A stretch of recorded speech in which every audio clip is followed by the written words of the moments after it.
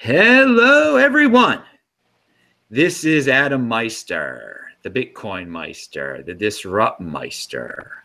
Welcome to This Week in Bitcoin. Today is September the 29th, 2017. Buy and hold. Be a 20%er. All right. It's that time again, This Week in Bitcoin. I'm really pumped. We got an international crew here. Well, Juan Galt, he's coming from Mexico. That is international. Carlo is in the USA. And Michael Tidwell, yeah, he's in the house for the first time. He's from the Blocktime podcast. And I'm really excited to have our usual guest from around the way that we're so familiar with and a new guest. So we're going to start with one of our classics, Carlo. Everyone's been talking about all sorts of hard forks of Bitcoin and maybe one of Ethereum. Yeah. You are a man who knows Ethereum Classic very well, so you're familiar with hard forks. What do you think about the current situation in cryptocurrency with some people very worried about the 2x hard fork, then some people very enthusiastic about the Bgold hard fork, then some people just living off the past glory of the Bcash hard fork? What is going on? I guess I have a really boring opinion on it. I was never really too worried about I disagreed with the Ethereum fork at the time, and I disagreed with the recent fork of Bitcoin as well, but I never see it as something that stops the technology from being what it is. It's just people disagreeing and going their separate ways with open source technology. It's just kind of the other side of the, there's two edges to the sword, and this is one of them. When you have everybody that can do whatever they want, people are going to do what they want. You're going to end up with forks and an evolution of the chain, and may the best chain win. Or we end up with two functional chains. I don't know, or no functional chains. I don't really know what's the best thing, and neither does the market. And that's why the chain split, and then the market will play out as it plays. So my opinion on it is typically really, really moderate and boring, but that's just how I see it. And as long as no one's being forced to do anything and everybody's doing their own thing, and then Bitcoin is Bitcoin, and I'm all for it. So you're not worried about the 2x at all, then? You're saying you're just like, whatever, let it be, it'll do something. If it happens, it happens. I mean, kind of what I think about these forks versus not forks is just like when people pointed to Ethereum or the recent Bitcoin fork, and then it forks, and then the total market cap combined is more than it was before. The way I feel about that is, even though the market cap of them combined is more, my feeling is that if there wasn't a fork and everyone came to an agreement, Bitcoin would have gone to like 6K, and I think Ethereum would be even higher than it was if that never happened, because then you have an entire community together, and then the market reaction as a result of people working out their differences as opposed to a fork. But I mean, that's history. We'll never know how that played out. Who knows? But yeah, that's it. You're talking about alternative history there, which is it's very interesting. It's interesting that you say that about Ethereum, though, because I mean, you are a big Ethereum Classic person. So you're saying if it never would have split, Ethereum would have been better off, and your coin would not be in existence. So you're giving honest truth there. That's good.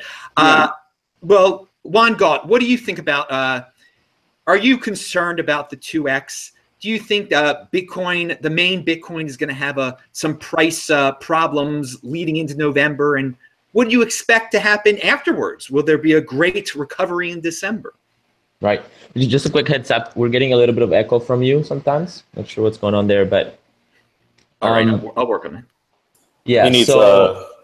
Carlo needs headphones. Yeah, that's probably me. I left my headphones, man. Well, Carlo, just make sure you mute it when we're not on. Then, yeah, okay, cool. Awesome. Juan Galt, take it away. Yeah, I mean, I'm not really worried about about 2x. I haven't really been worried about it since the Bitcoin fork with Bitcoin Cash, because their argument fell through. They don't really have the moral high ground anymore. Back then the whole justification was, well, we needed bigger blocks, and the middle ground is bigger blocks plus SegWit, so everybody's happy, right? That's not really a problem now, because the big blockers left to Bcash, and so what is their justification now? Oh well, we signed the New York agreement. Yeah, but the Bitcoin Core people reject that as having been an agreement that they were part of, right? And so they don't have the moral high ground in that sense. So at least they have a weaker position. And from what I've been seeing, a lot of the parties, at least some of the miners are pulling out. Some of the big companies are saying, oh, that was only if it happened before the Bitcoin Cash fork. So, yeah, apparently they're still going to fork, but I don't expect it to be a particularly big fork. I don't expect it to be bigger than Bitcoin Cash either. Bitcoin Cash is at about 10-15% of the market cap of Bitcoin. It'll be smaller than that, possibly, right? And if it's bigger, well, I guess that's interesting. We'll all get a dividend, but I'm not really worried. The only opposition, like ethical opposition, that I have against forks is anybody that forks Bitcoin live, like Bitcoin Cash did, needs to implement strong like two-way replay protection, because like that's the only thing that I say. If you don't do that, you're evil. Like that to me is the line on the sand. And Bitcoin Cash did it properly. They implemented two-way replay protection. If you don't, you can hack exchanges. You can really mess with the network. You can destroy, like, mess with the confidence of the bigger chain. And so that's the only thing that I would be concerned about. But I wouldn't expect them to do that, because as soon as if they didn't implement replay protection, you would hear about it all over the news, and then Bitcoin Core would just like basically, isolate themselves, or like isolate that system from.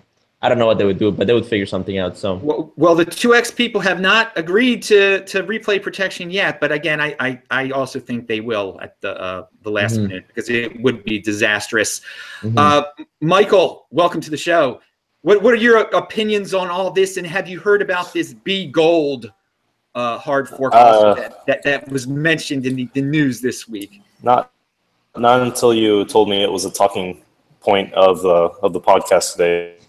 But I just kind of see all these ideas where you take the existing UTXO set from Bitcoin, and then also using the word Bitcoin in the name of this altcoin as like the new way of doing an altcoin. It's like it might even turn out being like the new ERC20 token. So like this is just like the new thing that people are doing, in my opinion. And I think it's going to happen a lot more, because if there's money to be made, people are going to keep doing it. So I just see this as like a natural progression of what's happening.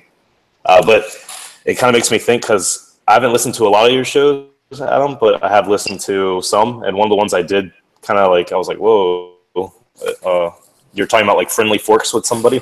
Yeah. Now, if it has replay protection, is it considered a friendly fork if it takes the existing UTXO set? Yeah, I believe one of the main things you got to have replay protection if you want to be considered a friendly fork. I think also you have to admit that you're an altcoin, and you have to be comfortable with the fact that people aren't going to use your proper name and call it Bitcoin X or whatever your name is. They're just going to call it BX. I think it's just you're just in the people, and I believe from what I've been told with the Bgold people. They say they're an altcoin, but QX and Bcash, they haven't said they're an altcoin. They're trying to be Bitcoin. So I think a lot of this is very subjective, and it is an altcoin until it isn't, kind of idea where it's really up to the users to decide. Kind of taking a page out of Greg Maxwell. It's really the users that decide what Bitcoin is ultimately, which is kind of weird, because I wasn't always of that opinion, but. A lot of this is just on a spectrum, but to be honest, it's kind of scary for someone like me who's been in Bitcoin for a while that there isn't an easy de facto Bitcoin. I mean, there is, but there might not be, which is kind of scary. And I'm imagining people coming into this space being even more scared, because now, I mean, obviously we have Bitcoins before August 1st, so all these forks don't really bother us, because we can just work on projects and not really worry about what's happening. We know that our UTXO set is going to persist to all these different legitimate project scams, whatever, it doesn't really matter. But for people coming in, buying Bitcoin for the first time, I think this is very scary, because they have to buy Bitcoin on every single chain to make sure that overtake Bitcoin. And now that's the new Bitcoin. I mean, that's kind of crazy to think about buying multiple types of Bitcoins. So I think it's very confusing, and I don't really like it. And I think that we also shouldn't underestimate that Bitcoin, something like Bitcoin Cash, not saying Bitcoin Cash specifically, but something like Bitcoin Cash starts getting wallet support, services like BitPay start supporting it, and the market value of it goes up, and the users start deciding, hey, I want Bcash because, for instance, I run a meetup, and I know our donations would be cheaper if people send us Bcash instead of Bitcoin, because right now, if I recommend people paying for sponsorship money in increments of $300, because, you know, spending $20 as a donation, I'm like, dude, 10% of that, whatever, at the time, you know, maybe 10%. I don't know. A lot of that is eaten up by a fee, you know, a large percentage. So, you know, it's a slippery slope into something like Bcash taking over. It's like one day it's not Bitcoin, and then the next day it's like, wait a minute, this is being used by more people. More users are putting money into it. More miners now are mining it because, you know, there's more incentive there, and that's kind of a scary thing to me. So I'm kind of like, I think it's realistic that maybe one of these things can take over, but I'm kind of hoping it doesn't. I'm hoping that Bitcoin kind of stays Bitcoin, and then we change it how the users want it to be changed, and not like a fork taking over. So, okay, well, that's a very honest opinion there. You do, I mean, you have some legitimate concerns. At the same time, you did say, I mean, the users define what is an altcoin, what is the real Bitcoin, and as of today, it's pretty obvious that the Bcash is the altcoin. In terms of the confusion, there's. Yeah, it's unfortunate. A lot of people add to the confusion too. There are people purposely adding to the confusion. I want to go back to Carlo about that. What do you think about Bcash? What do you think about possible confusions? What do you think about what Michael said? I guess I kind of have, I agree, but I kind of have a slightly different opinion on the users actually deciding that it's Bitcoin. I think it is the users, but it's going to be the users not even knowing. So for example, I think the big swing is going to come when a large scale business with millions and millions of users integrates Bitcoin or Bcash or whatever it is, or whatever chain it is, into their product. And you're going to have millions and millions and millions of people using the Bitcoin network and not necessarily know they're using the Bitcoin network. So I think that is going to be the greater push for either Bitcoin or Bcash or whatever, you know, cryptocurrency chain it may be. No one's hit that, you know, killer app, as they say. So I think it's that killer app ecosystem. And as that develops, it'll be more users on the network and more people using Bitcoin the way they like to use it. But it's going to be really businesses determining, okay, this chain helps me accomplish my business goals for my user base of 10 million people better than XYZ chain. I'm picking this chain, and this is why. Boom, boom, boom, boom, boom. And that's how you're going to have this massive push forward, and, you know, there will be the one true winner, I suppose. All right. Well, Juan Galt, what's your opinion here on the Bcash stuff? Fear? Is it taking over? Is it just an altcoin? I honestly don't see it taking over, you know, and I'm sad to say that, you know, I like Roger Ver as a person, even though I think he's taken, he's approached this in the wrong way in a variety of sort of issues, right? I think he hasn't been clear about, anyways. So that kind of drama is over, but I'm not really concerned about it. I think, you know, like the best case scenario for Bitcoin Cash is that, you know, wallets like, let's say, Coinbase or Mycelium, which Mycelium's not going to do it, Airbits, you know, like the top wallets integrate Bitcoin Cash into the Bitcoin wallet. And so people would have like their Bitcoin Cash thing, which is going to be its own thing. And then, the normal Bitcoin Core, and then Bitcoin Cash. And that somehow makes sense, right? And I don't really see it making sense if the Lightning networks actually get deployed. Which is a significant if. I mean, the technology is being developed, SegWit is in, you know, SegWit is being adopted, but, you know, and if the Lightning networks do get deployed, then it's apparently people are going to have, you know, very cheap, like no transaction fees, just one entry, one exit, and then a bunch of sort of kind of checks that you can just pass around that have no transaction fee. I don't understand how these Lightning networks are going to be deployed, right? It seems to me like that's significant infrastructure, or it seems like there's like a resistance there that I don't see how it's going to be overcome. But if they succeed, then Bitcoin Cash is not going to really have particular advantage. And the other thing is like Bitcoin Cash is competing against 7,000 cryptocurrencies behind it. And as far as my fundamental analysis, Dash is much better than Bitcoin Cash. They have a lot more money coming in every month. They have like $2 million, $3 million a month of budget. They have a sort of more steady scalability plan, which is also on chain. They have better privacy. They have instant transactions or something like that, right? So like I don't really see the fundamental argument for it, other than the fact that they are kind of attached to the Bitcoin infrastructure, and so it's up to the wallets in a sense to decide whether or not they're going to let Bitcoin Cash through the gates, and that's a significant rework of the front end of wallets. So I mean, I don't really see it happening unless it really caught a lot of users. And honestly, when I send Bitcoin transactions, I generally send them with like the lowest transaction fee, and they usually almost always get in within like 10-20 minutes.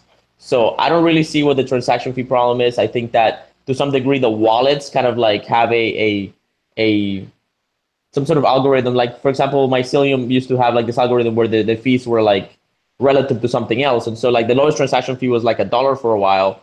But now they changed it so that you can actually set it more manually. So you can go up to like down to like 50 cents or 40 cents.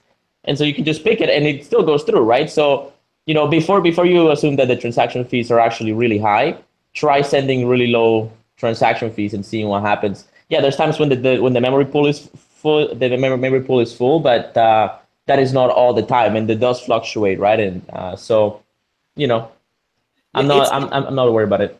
It's been pretty empty lately, and people have been sending some pretty cheap transactions. There've been very low transaction fees, and it's unfortunate that some of these wallets just set it automatically high. So people do have to manually go in there and change it. Live viewers, pound that like button. I haven't said that yet, so pound that like button if you liked it. I haven't said pound that like button yet. All right, Michael, any conclusionary thoughts with that? Because people did kind of respond to you there. I thought you might have had something else to say. Let's see. One thing that Carlo brought up was he thinks users, like a major killer app business use case is really going to decide which Bitcoin ends up being used based on like what they use. I think that's kind of interesting. I don't really know what that killer app is. I think the killer app is mainly value transfer, at least at the moment. And I think ultimately we all decide on what chain best suits our needs. So I would say right now, no business is really in that position. It's besides maybe like a BitPay type service.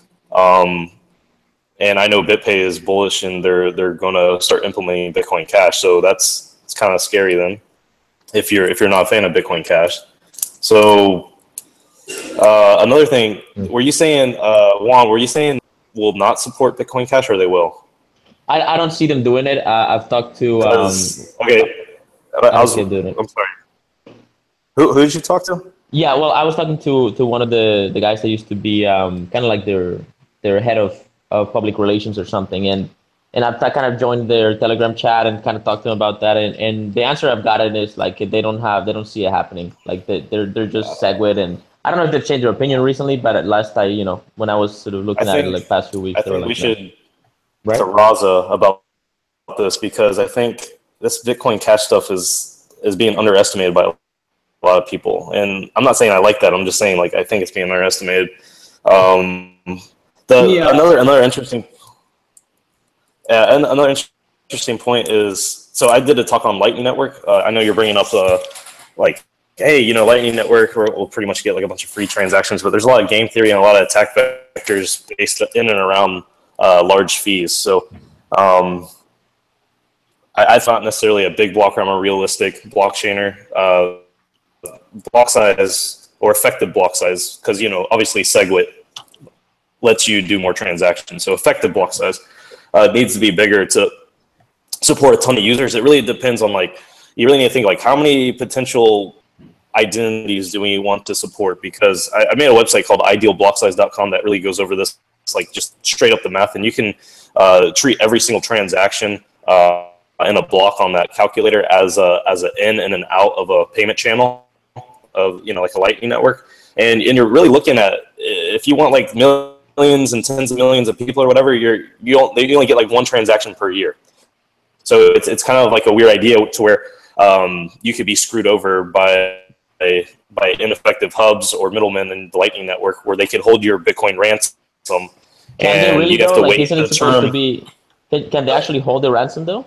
Like, maybe. Yeah, well, the way Lightning Network works is you do like an end lock time. So I might set up a payment channel for 1 year on the Lightning Network. So that means in 1 year, no matter what, I get my Bitcoin back, but I have to wait a year. If I want to close out earlier than that, it's potentially, I would have to pay, if they're not a good actor, I would have to, you know, clear out the transaction on the blockchain. So I would have to pay a fee. Now, if the fees are so high that I can't, you know, afford that, then they're kind of screwing you over. So it's interesting. There's like some interesting attack vectors if the fees are really, really high, and if Bitcoin starts getting used by, let's say, I don't know, 20, 30, 40 million people like actively every day, then, you know, the fees are going to shoot up and you have to use Lightning Network. You're going to have to use all off-chain kind of transactions when you move Bitcoin around. And the fee to open up a payment channel is $100, which might not be a big deal because that's like your 1 year subscription to the Bitcoin blockchain, and you can do as much as you want with the Bitcoin you locked up. But if you know, to you and you want to clear out because you have bad actors, that's like your one silver lining is to clear it back out to the blockchain. Then if you can't do that, then those people are essentially holding your Bitcoin ransom, and they might be asking for money. What kind of bad actors would you have though? Because I mean, it's a 2 of 2 multi-signature lock with time lock verify. Like the other people, what can the other party do that would kind of harm you? They could stall out. They would stall like out. not they would not sign their part of the transaction to where you would have to wait the in lock time. So if the in lock time is a year, because obviously if Bitcoin fees are really high, because I would love for Bitcoin to be used by as many people as possible. So that means fees are really high, which means you want to do a lot of your transactions off chain. If you, which would then incentivize you to do a payment channel for a longer period of time versus like 1 week or 2 weeks or 2 years or something. So you wouldn't have to keep spending that fee, and you less congestion on the network. So, but the problem with that is if the hub that you use or if the people that you use in between are bad actors or, you know, not going to sign off their part, then you're kind of screwed. You have to wait the in lock time, which could be a very long time. So so essentially, if the fees are lower, then it's not a big deal for Joe Blow to clear out his transaction and just publish to the blockchain to get his Bitcoins back. He pays the fee, but that's not a big deal. And if the fees are really high, then that is a big deal. Yeah, I don't know what incentives they would have for that, but maybe there is some incentives. Maybe there is some game theoretical problems.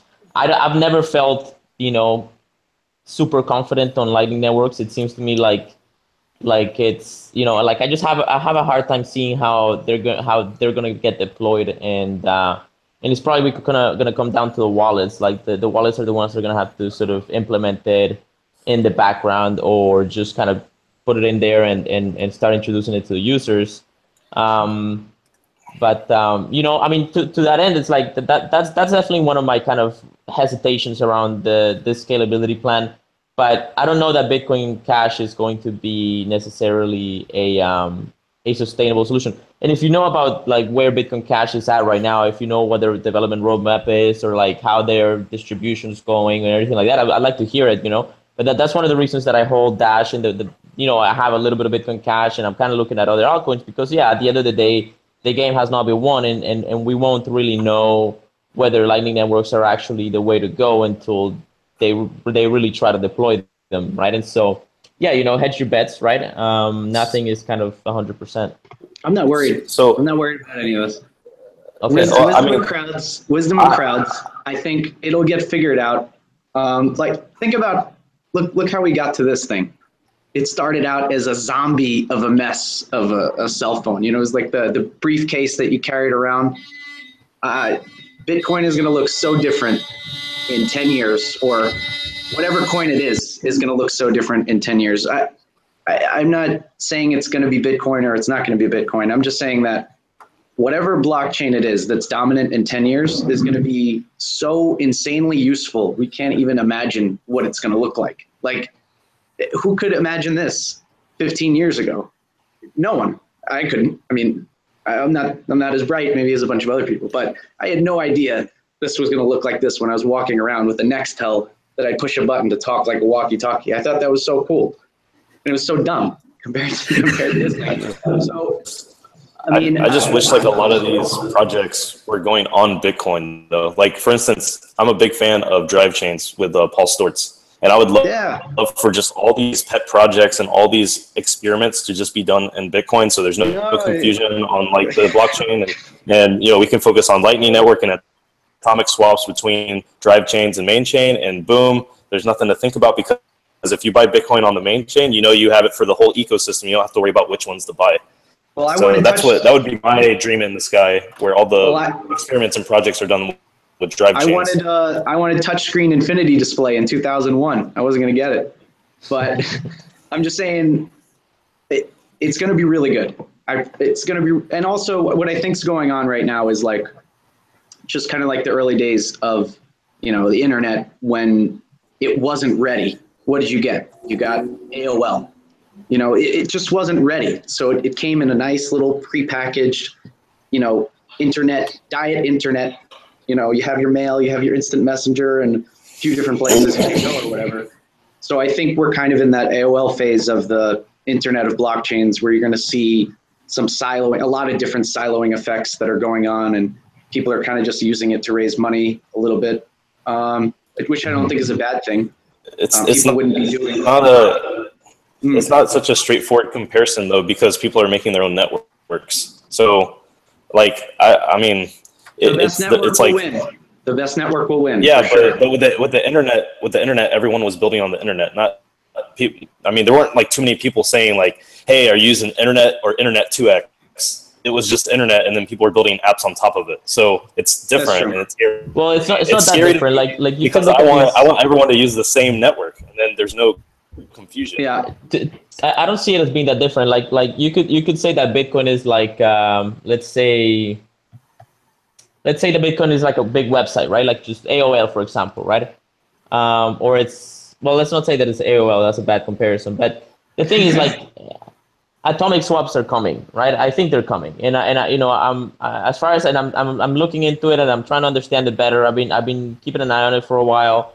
If atomic swaps happen and people start building like sort of automated order books for atomic swaps across blockchains, then it's basically like the networks are going to get merged through this protocol that's sort of like HTTP, right? Where you don't need a third party in the middle. You don't need a high volume sort of node in the middle. You just have kind of order books and distributed wallets that you just sort of match trades with. And it's going to become like the next level of decentralization. The real decentralized cryptocurrency exchange is going to happen. Like it's actually going to be peer-to-peer instead of just peer-to-exchange to peer type of thing, right? So not that you can't do peer-to-peer transactions in Bitcoin, but it's so easy to go through an exchange because of the volume, right? So like if atomic swaps happen, and Komodo is one of the cryptocurrencies that's working on it, Decred is working on it, Litecoin is doing some stuff with it. If atomic swaps work, then as far as I can tell, it's just going to be a big tree with a bunch of sort of branches, right? And the branches are going to be different cryptocurrencies that connect to it. And people are going to have their own little features, right? Like, oh, you like this thing about this cryptocurrency, right? You're using basic attention token, for example. You want to swap to Bitcoin. Okay, boom, atomic swap, right? You know, assuming there's volume, it should work. So I'm not really worrying about the silo effect too much, as long as these kind of atomic swaps become a thing. If they don't, then the decentralized exchanges are going to be sort of mission critical, and that's where governments are going to get in, and that they're going to start sort of, you know, that could complicate things. That's been an issue that I've seen for a while, and you know, a lot of people have kind of talked about it. So, anyways, yeah, kind of. That's what I'm worried about, and that's what I think everyone should. If people are going to worry about the people with the guns, not people messing around with software. Carlo, you bring up an excellent point that can segue into something that you brought up off air, and I don't know if this is necessarily true. There's a little bit of a rumor going around. It's a logical rumor. We all know that China is cracking down on Bitcoin. I mean, and on cryptocurrency, and it's definitely has a lot to do with capital controls. They don't want people taking their wealth out of the country. South Korea is starting to regulate more. One would think also because the market is just on fire there, and they're making ICOs illegal apparently. But you have another reason, another theory why the governments might be not big fans of cryptocurrency. So take it away, Carlo. You're muted. You're muted. Oh, yeah. Hold on. So yeah, this is complete rumor mill type stuff, but I've heard chatter that, and I don't know the specifics, that because of all this North Korea, US, or North Korea world stuff going on, there were some sanctions that then snowballed into people looking into things, which snowballed into people looking into things North Korea was doing and South Korea. As far as cryptocurrency and all that stuff is going and laundering money, who knows? And then that snowballed into, hey, this has got to get cleaned up, which snowballed into regulations, which snowballed into everything that's going on right now between China and South Korea, because it seems a bit abrupt. And also, this kind of stuff seems more expected from China, and South Korea, it seems a little bit more out of the blue the last few months, since they were so all about crypto and ICOs and all this stuff. Or everything I just said is complete nonsense, but it's fun. We can talk about it. What I'm concerned about is that some country in the future will say, oh, we've got to crack down because we're scared of a rogue government like North Korea laundering money through our country through this nasty cryptocurrency that's out there. So I think and I don't know if it's true or not, but it is an interesting thing to think about in the future, what governments might try. I think that'll happen. Yeah. Juan, do you have any opinions on that? You're a big libertarian type of guy, big anarchist. Mm-hmm. Yeah, I don't really know whether this is true or not. It seems like it would be something that governments would consider. I hope that they can't do anything about it. I hope that Bitcoin stays decentralized enough that Chinese users, for example, after they've tasted the Bitcoin, and they're getting a taste for it. They like the money they made. They'll be like, you know what? Okay, so I can't buy Bitcoin on exchange, but I can get paid with Bitcoin if I just give a discount to my employer, and then their employer is like, I can do the same, right? I would love it if it were just rippled effect like that, and to the point where governments can't do anything. And that's one of the reasons that I like Bitcoin Core, is that it keeps the blockchain small enough that people can actually do their own validation of the total supply, etc. So I don't know if it's an issue right now. Again, South Korea is only banning ICOs, or sort of cracking down on ICOs, not necessarily on Bitcoin. So it doesn't make sense to me just yet. But at some point, it's going to become a problem for sure, right? Assuming North Korea is around by then, the rate things are going, that's not necessarily a guarantee. But there's always going to be jurisdictional arbitrage unless one world government really takes off, and I don't think that's going to happen the way things are going. Michael, do you think North Korea is going to be the future boogeyman of cryptocurrency, that countries are just going to yell out North Korea and say, we need to make this illegal because that's how they launder their money? Kim Jong-un is Satoshi. That's my only comment. That is actually a great.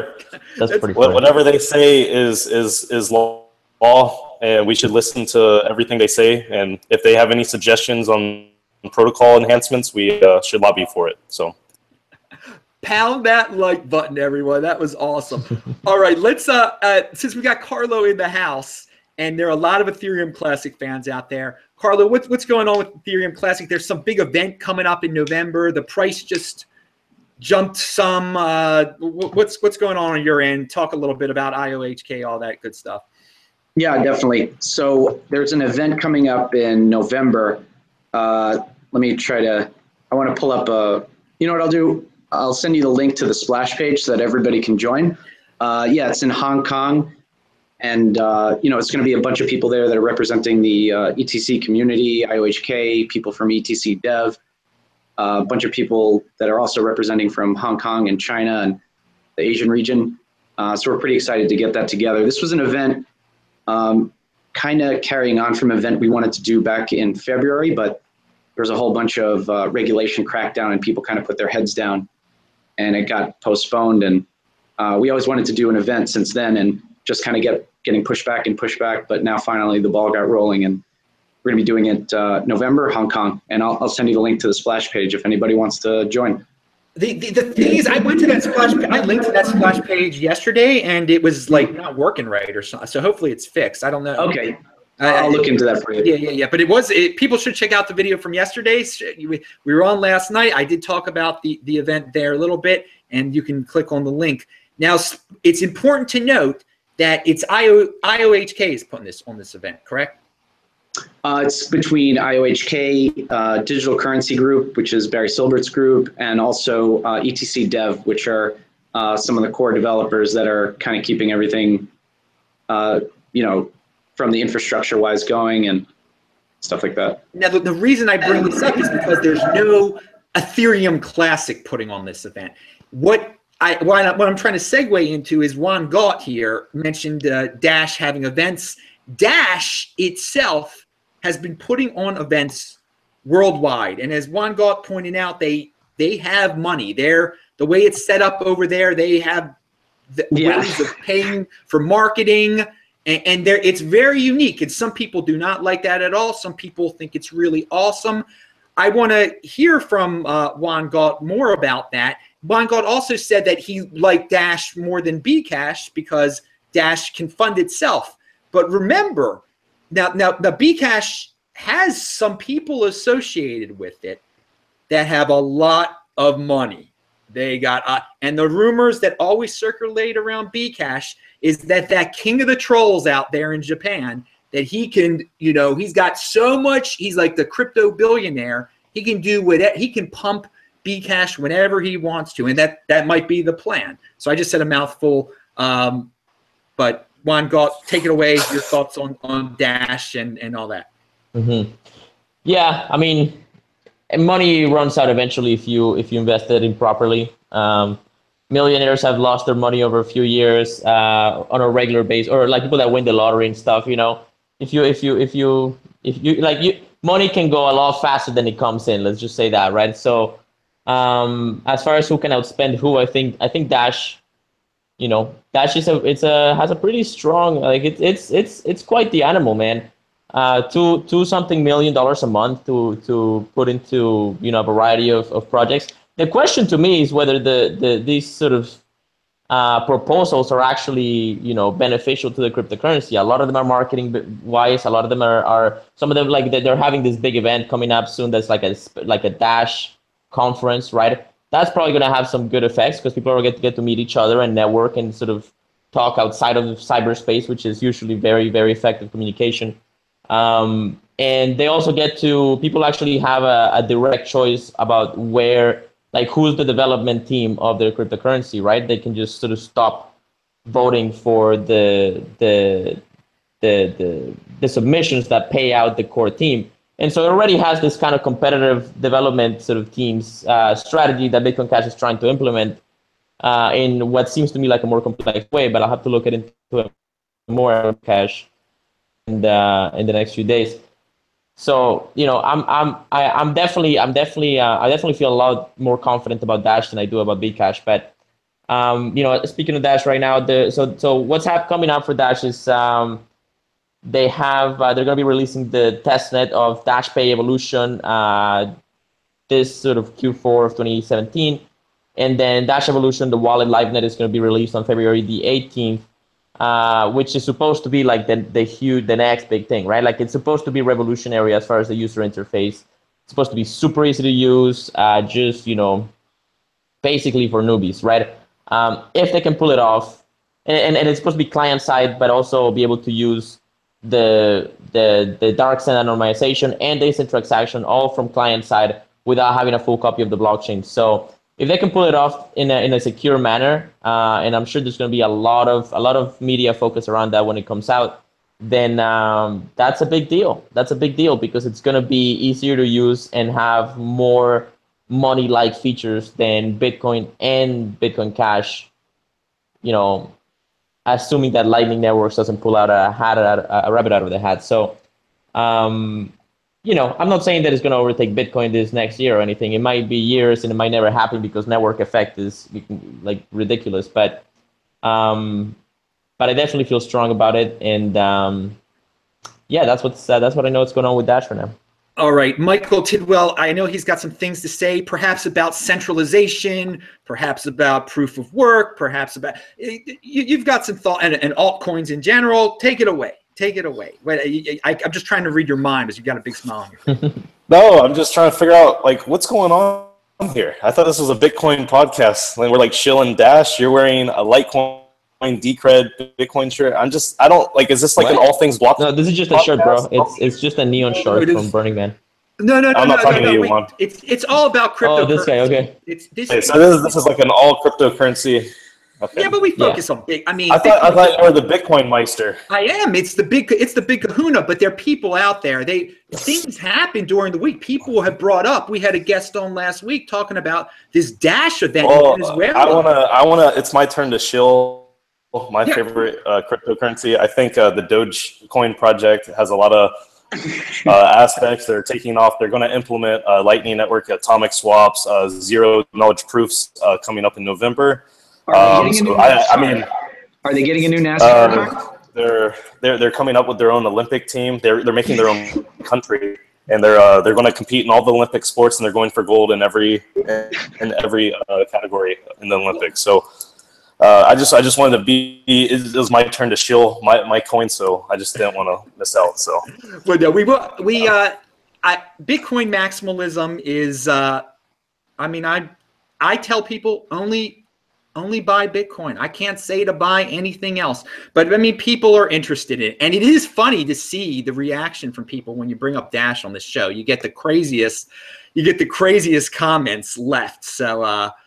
It's a big world out there. We can't ignore the altcoins but no. I agree. So I don't know if you notice. I run the biggest technology meetup group in Atlanta, and we do. So I run a blockchain meetup, not a Bitcoin meetup, which means about 40% of the time we talk about altcoins. About 60% of the meetups are strictly Bitcoin based, but I try to keep it always technical to where nothing is misguided to the point where my leadership team knows this. We don't try to shill anything. We don't try to say, hey guys, all this great stuff is happening. We talk about what's happening now, what's going on. So I think being very careful on talking about other projects, even Bitcoin, we don't shill that either. It's just all technical. So I'm not opposed to talking about other projects. I'm kind of kidding. So. No, but I also see you try to be very not biased at all. I mean, the way you were talking about Bcash before, you're trying to, you're good, man. You're good with it because everyone does have an opinion here. Let's be clear. I'm not a fan of any Well, now you're giving it an opinion. Well, I like to consider myself realistic. So I have Bitcoin Cash. I'm a holder because I have the UTXO set. So. If it goes up, I benefit, but that doesn't mean I'm a fan of it. So obviously, I can tell Juan has Dash, though. I definitely have Dash. I have Komodo too. Everyone's got a different strategy in this world. And I try to bring up, give everybody a little bit of everyone get a voice there. People go crazy when Amanda Johnson's. Is she even working for Dash anymore? What's? I think they were just talking about it in the chat. Of course, I can just say the Amanda Johnson. It'll all of a sudden there'll be 100 new viewers on here, but half of them will be just having a conniption fit. It's unbelievable. Okay. Anyway, Juan, let's go to you. You're in Mexico. You're not in Mexico City, so you're cool. Is there any Bitcoin specific news coming out of Mexico you wanted to share? Anything like that? Anything unique? We try to keep it get country specific things here sometimes, like last week with Venezuela and everything. Yeah, I haven't really heard anything particularly, like nothing has come to me. I haven't been paying a huge amount of attention because I was just traveling for about 3 months. I was in the States, in Canada. So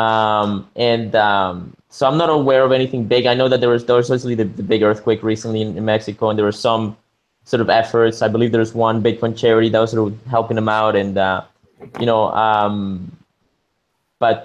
so there's some stuff happening for sure in the background, but everything seems kind of stable. Everything seems fine here. I haven't really seen heard anything big, good or bad in Mexico lately with Bitcoin.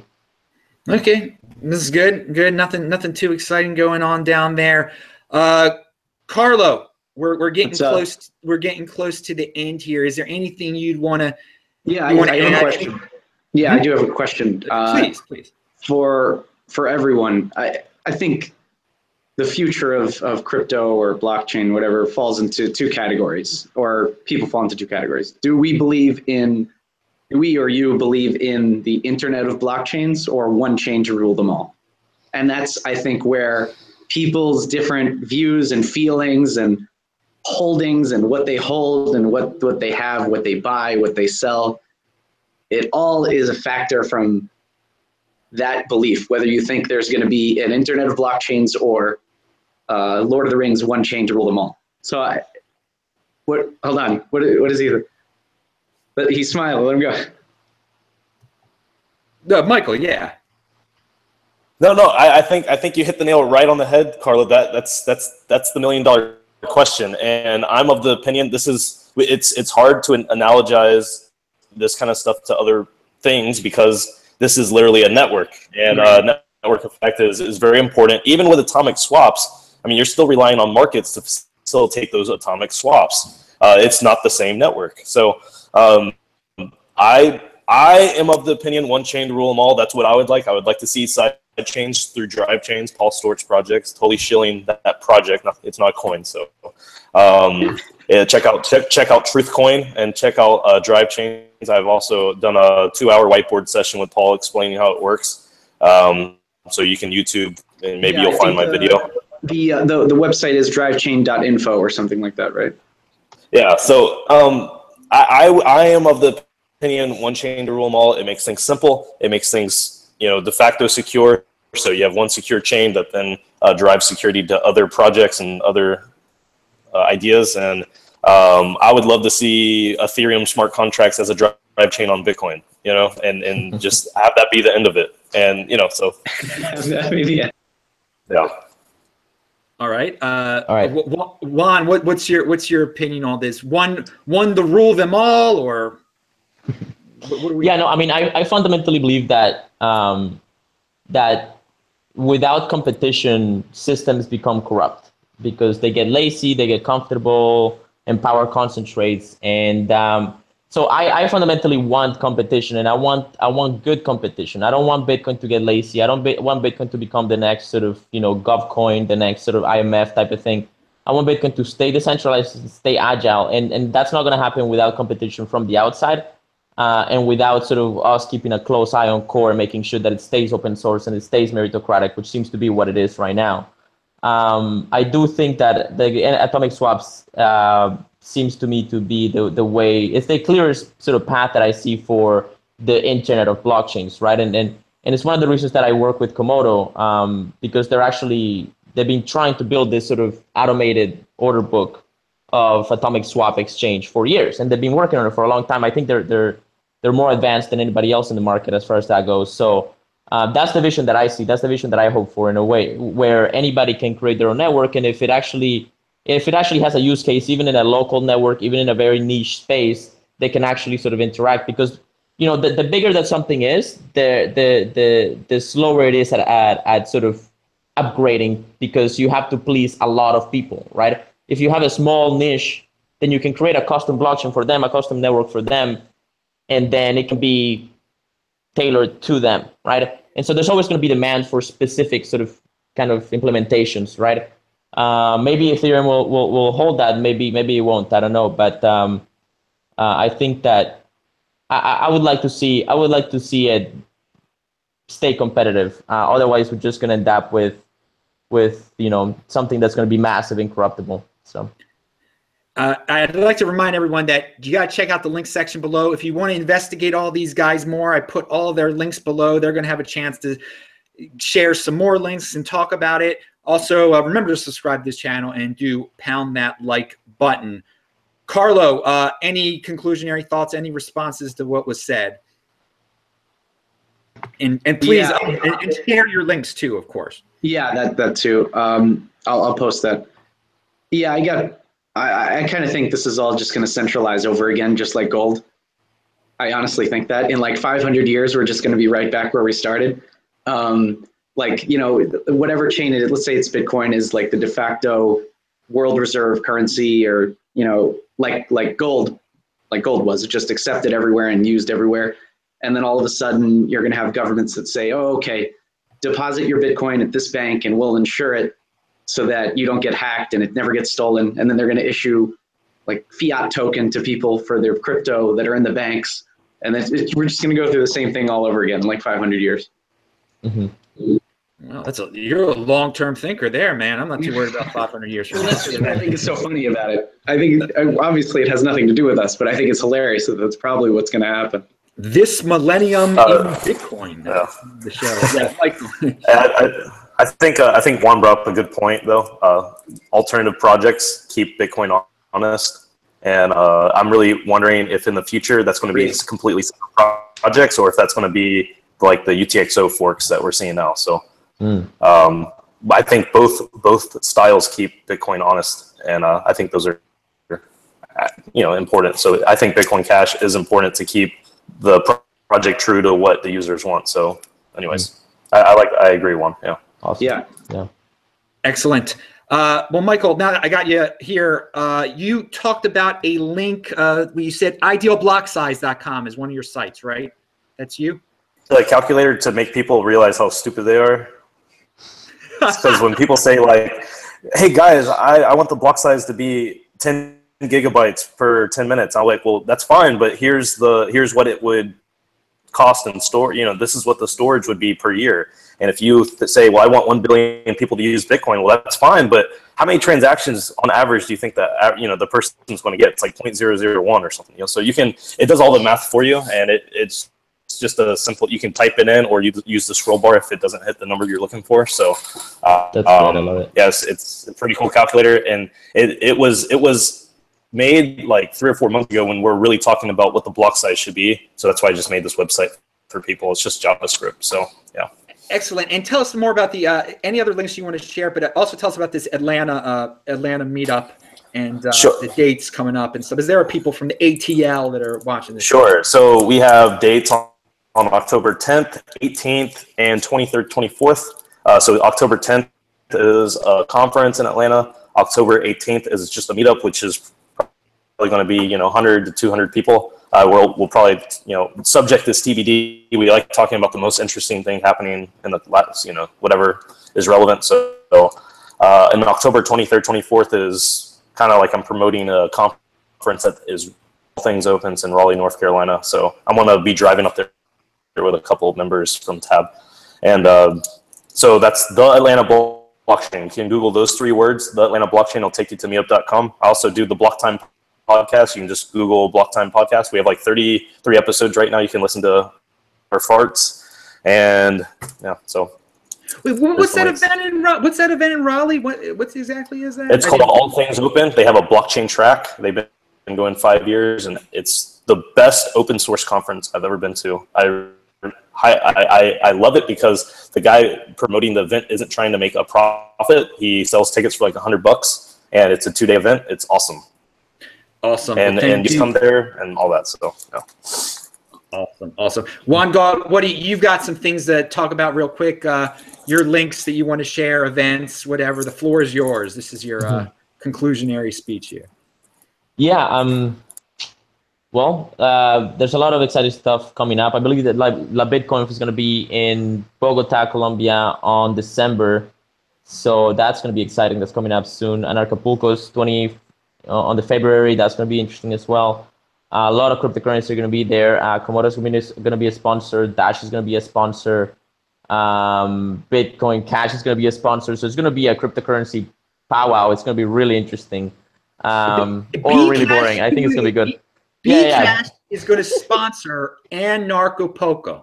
Yeah, well, Roger Ver locked it in like last year, the platinum sort of sponsorship. So I don't know if it's like Bitcoin.com or Bitcoin Cash, but it's pretty much Bitcoin Cash, right? Is Dash going to be there? Yeah, so that's platinum, and then Dash and Komodo have gold, and there's a few other gold sponsors. Crypto Hardware Wallet apparently is going to get it as well. So that's exciting. It's going to be an interesting conference. You know, it's this crypto politics thing that's kind of like becoming part of the culture now. It's going to be fun. So you know, I'm a big believer in marketing and everything, and I'm not a big fan of Bcash at all. Obviously, I'm not a fan at all. But it's not going away, man. If they're marketing it like this, they've got plans up their sleeves. Everyone keeps on saying Bcash is about to die. I mean, Tone Bays is one of the guys that. He says quite often it's about to be dead. It's about to be dead. It doesn't. I don't think he realizes the market.